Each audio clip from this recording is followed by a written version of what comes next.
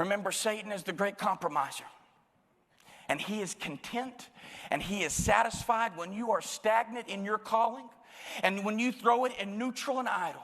And he has come to the realization that you are still going to be in the church house, but he claims victory over you when you are just a spectator rather than a participator in the work of God. And if he can oppress your mind with that mistake or with that regret, and he can bind you up and have your mind dwell on that chaos that took place in your life, he can keep you from fulfilling your calling in Christ. And he can prevent you from the Solomon and the blessing that God has in store for you. He aspires to keep your life and your calling a level below from what God has in store for you. And when he does this, he is content. And he claims victory and triumph over your life. But there is somebody under the sound of my voice tonight that's just been bound up for too long.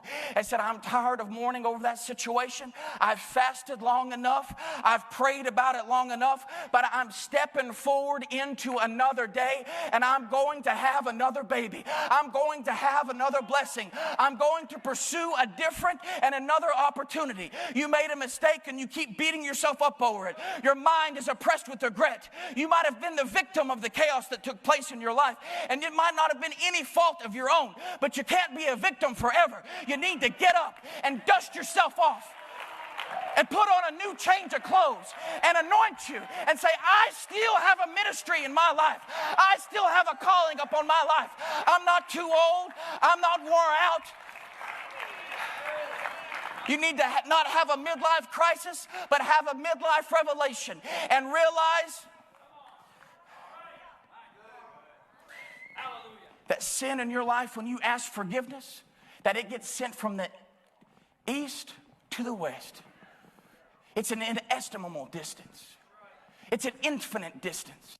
And he remembers it no more.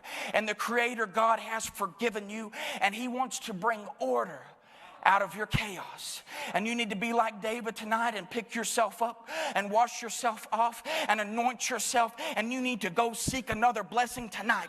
When you think you've messed everything up, when you think you've created chaos, we serve a God who works and brings order right in the midst of chaos.